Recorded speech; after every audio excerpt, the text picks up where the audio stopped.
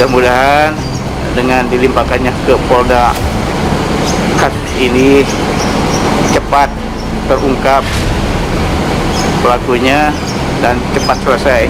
Itu harapannya.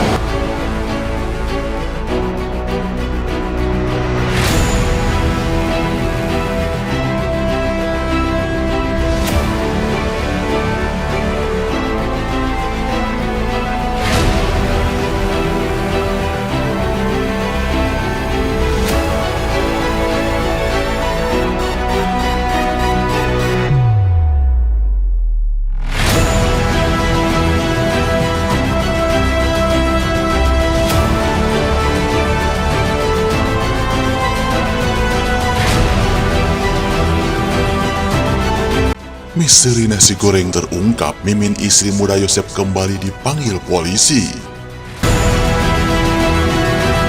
Sebelum lanjut, jangan lupa untuk like, follow, subscribe, dan share, karena berbagi itu indah.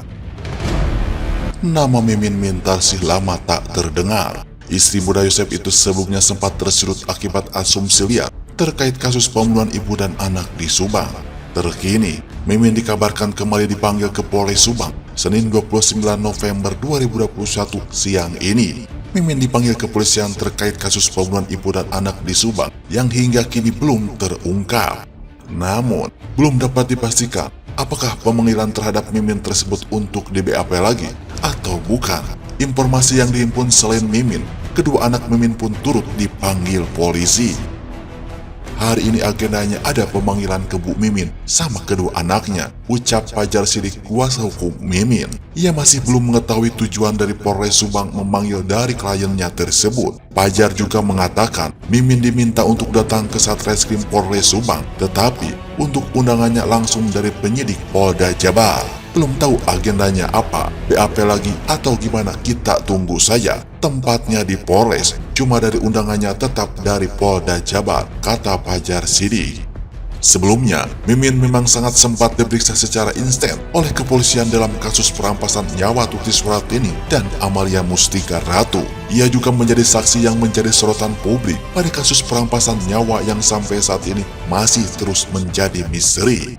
Dalam kasus ini, beberapa anggota keluarga Tuti dan Amalia Mustika Ratu diperiksa polisi. Selain Mimin dan Yosep, Yoris dan Danu juga pernah diperiksa. Dua nama terakhir adalah anak dan keponakan Tuti. Sebelumnya, polisi meyakini pelaku perampasan nyawa Amalia dan Tuti orang dekat. Dugaan itu merujuk pada temuan di lokasi penemuan mayat Amalia dan Tuti di bagasi Toyota Alphard.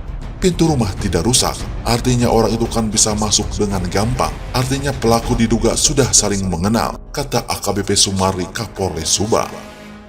Di tengah upaya kepolisian mengungkap pelaku pembunuhan Subang, hubungan Mimin Mintarsih dengan Yosep dikabarkan sempat berubah. Mimin Mintarsih mengaku sudah tak mendapat lagi nafkah dari Yosep.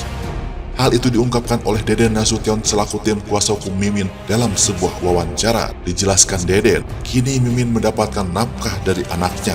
Hal itu lantaran Yosep belum bisa menafkahi kembali Mimin sejak kasus pembunuhan terhadap Tuti dan Amalia terjadi pada 8 Agustus 2021 lalu.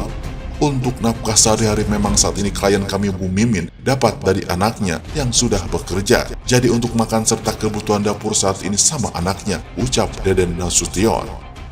Deden menambahkan, pasca kasus kematian Tuti dan Amalia, Mimin bersama dengan Yosep sudah tidak tinggal satu atap. Memang sejak dari awal kasus, Bu Mimin sama Pak Yosep tidak tinggal serumah.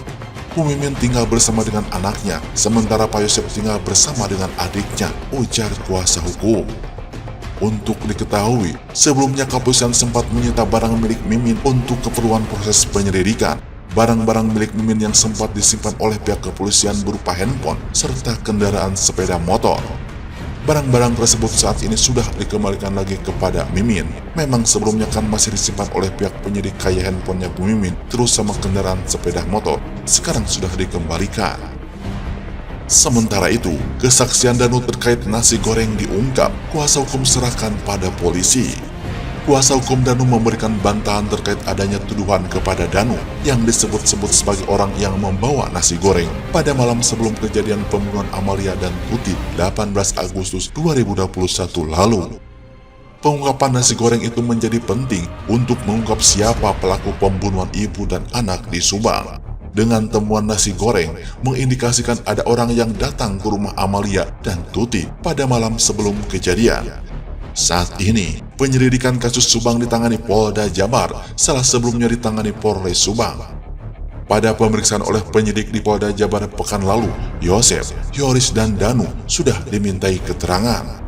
Kuasa hukum Danu, Ahmad Taupan, membantah soal tudingannya bahwa Danu adalah sosok yang membawa nasi goreng pada malam sebelum kejadian kasus Subang. Menurut kesaksian Danu itu tidak benar. Danu di saat malam sebelum kejadian tidak kemana-mana atau tidak membeli nasi goreng, ucap Ahmad Taupan, kuasa hukum Danu.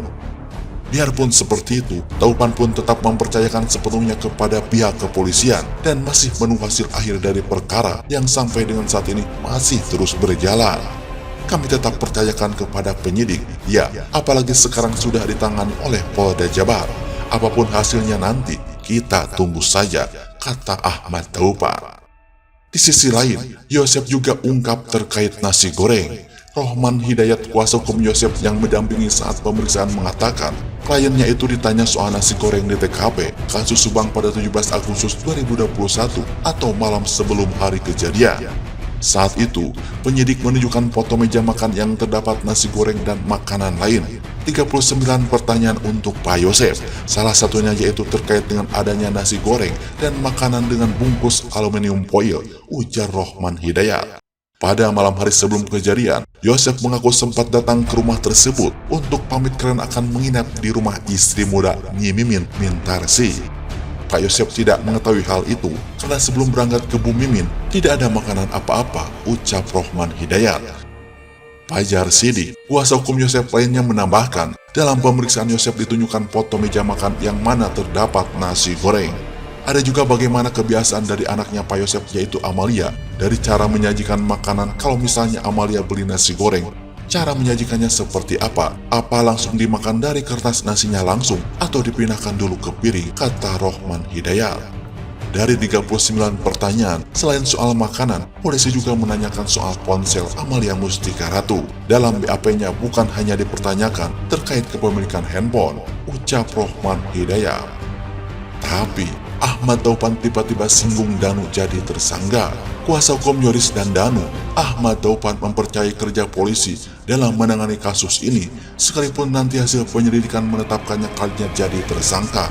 Apapun hasilnya nanti yang diputuskan polisi, kami tetap menghadapinya. Seandainya pun ada dari klien kita tersangka, ya tetap kita hadapi proses hukumnya, kata Ahmad Taupan saat dihubungi media. Meski begitu, Ahmad Taupan meyakini Yoris dan Danu tak terlibat perampasan nyawa Amalia Mustika Ratu dan Tuti Suhartini. Kami sejak awal meyakini bahwa kedua klien kami ini tidak terkait apapun. Kami memiliki bukti-bukti serta kesaksian langsung dari klien kami sendiri maupun kesaksian dari para keluarga, ucap Ahmad Taupan. Biarpun seperti itu, pihak kuasa hukum Yoris serta Danu masih tetap menunggu keputusan resmi dari Polda Jabar. Yoris dan Danu sendiri selama kasus ini disidik disebut-sebut jadi saksi kunci. Sementara itu, Yoris dan Danu menjadi dua saksi yang secara intens dilakukan pemanggilan dari pihak kepolisian untuk terus diperiksa lanjutan.